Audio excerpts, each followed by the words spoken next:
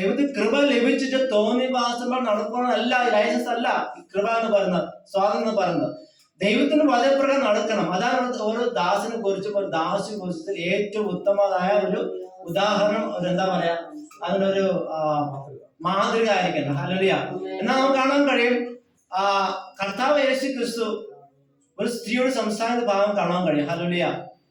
അനേകർ തന്നെ കല്ലെറിയുവാൻ തക്കവണ്ണം നോക്കി നിൽക്കുമ്പോൾ കർത്താവ് യേശു ക്രിസ്തു നിന്റെ പാപം ക്ഷമിച്ചിരിക്കുന്നു, ഇനി മേലെ നീ പാപം ചെയ്യരുത്. ഹല്ലേലൂയ. അപ്പൊ നമ്മുടെ ജീവിതത്തിലും ദൈവം കരുണ ചെയ്തിട്ടുണ്ട്, കൃപ ചെയ്തിട്ടുണ്ട്. നമ്മൾ തെറ്റ് ചെയ്തു, അത് ഓക്കെ. പക്ഷെ ഇനി നമ്മൾ അതിലേക്ക് പോകാൻ പാടില്ല. ഹല്ലേലൂയ.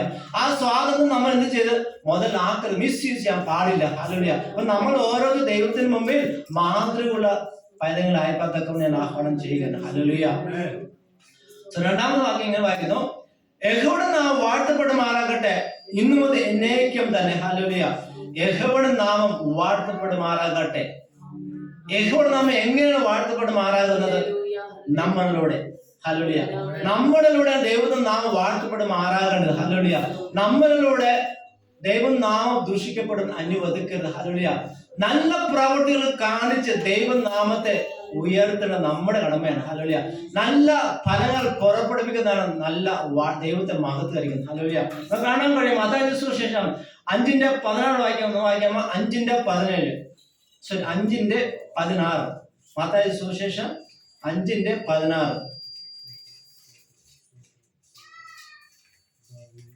അങ്ങനെ തന്നെ മനുഷ്യർ നിങ്ങളുടെ നല്ല പ്രവൃത്തികളെ കണ്ട് സ്വർഗസ്ഥനായ നിങ്ങളുടെ പിതാവിനെ മഹത്വപ്പെടുത്തേണ്ടതിന്. മതിയാ. അപ്പൊ നമ്മുടെ നല്ല പ്രവൃത്തികൾ കണ്ട് സ്വർഗസ്ഥനായ പിതാവ് വാഴ്ത്തപ്പെടുമാറാകണം, മഹത്വപ്പെടണം. ഹല്ലേലൂയ. നമ്മൾ ചുറ്റുപാട് നമ്മൾ എവിടെ ആയിക്കോട്ടെ, ദൈവത്തിന്റെ പ്രവൃത്തി, ദൈവം നമുക്ക്, നമ്മുടെ ഉള്ളിൽ ദൈവം ഉണ്ടെങ്കിൽ നമ്മുടെ പ്രവൃത്തി നല്ലതായിരിക്കണം. ഹല്ലേലൂയ. അതുപോലെ അടുത്ത വചനം വായിക്കാമോ? യോഹന്നാന്റെ സുവിശേഷം 15:8. യോഹന്നാന്റെ സുവിശേഷം 15:8. അത് നിങ്ങൾക്ക് കിട്ടും, നിങ്ങൾ വളരെ വായിക്കാമോ? നിങ്ങൾ വളരെ ഫലം കായ്ക്കുന്നതിനാൽ എന്റെ പിതാവ് മഹത്വപ്പെടുന്നു. സ്തോത്രം. അതെ, നമ്മുടെ ഫലം പുറപ്പെടുവിക്കണം. ഹല്ലേലൂയ. എന്നാൽ മാത്രം ദൈവത്തിന് നാമം വാഴ്ത്തപ്പെടുമാറുകയുള്ളൂ. ഹല്ലേലൂയ. അപ്പൊ നമ്മുടെ ജീവിതം നല്ല കാര്യങ്ങൾ നമ്മൾ നേരോട് നടക്കണം. ഹല്ലേലൂയ. ദൈവനാമം ദുഷിക്കപ്പെടാതെ വേണം. ഹല്ലേലൂയ.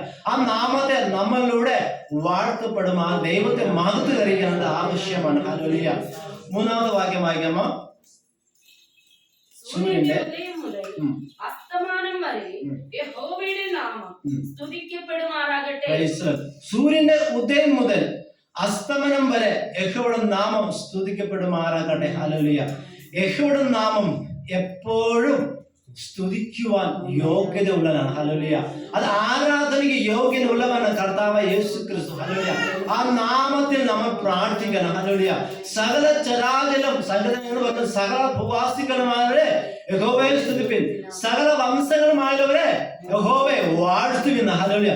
അപ്പം രാവും പകലുമില്ലാതെ ദൈവത്തെ നമ്മൾ എന്ത് ചെയ്യണം? ആരാധിക്കണം, സ്തുതിക്കണം, സ്തോത്രം ചെയ്യണം. ഹല്ലേലൂയ.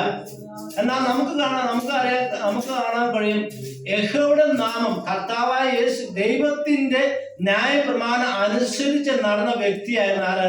മോശ. ഹല്ലേലൂയ. എന്നാൽ മോശയുടെ പിൻഗാമിയായിരുന്നു ആര്? യോശുവ. ഹല്ലേലൂയ.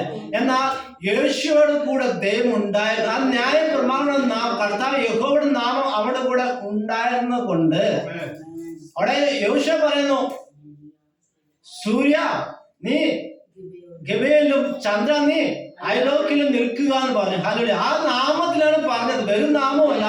ആ ന്യായ പ്രമാണം വായിക്കുകയും ധ്യാനിക്കുകയും ചെയ്യുന്ന വ്യക്തിയുടെ ജീവിതത്തിൽ നമ്മൾ പറയുന്ന വാക്ക് അത് അതേ പ്രകാരം നടക്കുകയും തന്നെ ചെയ്യും. ഹല്ലേലൂയ. ആ നാമത്തിങ്ങൾ ദൈവത്തിന് പ്രാർത്ഥന വെളിപ്പെടുക തന്നെ ചെയ്യും. ഹല്ലേലൂയ. സോ അടുത്ത വചനം വായിക്കാമോ? യഹോവ സകല ജാതികൾക്കും മീതെയും അവന്റെ മഹത്വം ആകാശത്തിന് മീതെയും ഉയർന്നിരിക്കുന്നു. സ്തോത്രം. യഹോവ സകല ജാതികൾക്കും മീതെയും അവന്റെ മഹത്വം ആകാശത്തിന് മേലെ ഉയർന്നിരിക്കുന്നു. ഹല്ലേലൂയ. ദൈവത്തിന് മഹത്വം ആർക്കും വിട്ടുകൊടുക്കാത്ത ദൈവമാണ് നമ്മുടെ ദൈവം. ഹല്ലേലൂയ.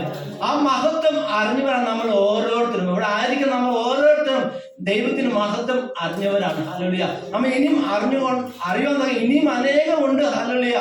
ദൈവത്തിന്റെ പ്രവൃത്തി നമ്മൾ കണ്ണുകൊണ്ടൊന്നും കാണാൻ കഴിയുന്ന അപ്പുറമാണ്. ഹല്ലേലൂയ. എന്നാൽ ദൈവത്തിന് മഹത്വം കണ്ടവനാണ് ആര്? മോശ, അബ്രഹാം, ഇസഹാക്ക്, യാക്കോബ്, അങ്ങനെ അനേകം ദൈവത്തിന് മഹത്വം കണ്ടവരാണ്. ഹല്ലേലൂയ. എന്നാൽ ദൈവത്തിന്റെ തേജസ് വെളിപ്പെടുമ്പോൾ ദൈവത്തിന് മഹത്വം വെളിപ്പെടുവാൻ അധികം നേരം ഉണ്ടാകില്ല. ഹല്ലേലൂയ. നിമിഷ നേരം കൊണ്ട് ദൈവത്തിന്റെ മഹത്വം നമ്മുടെ ജീവിതത്തിൽ വെളിപ്പെടുവാൻ തക്കോണം സഹായകമാകും. ഹല്ലേലൂയ. അടുത്ത വായിക്കാമോ? ഉന്നതത്തിൽ അധിവസിക്കുന്നവനായി നമ്മുടെ ദൈവമായ യഹോവയ്ക്ക് സദൃശൻ ആരുള്ളൂ. ഹല്ലേലൂയ. സോ നമ്മുടെ ദൈവം എവിടെ വസിക്കുന്നതാണ്?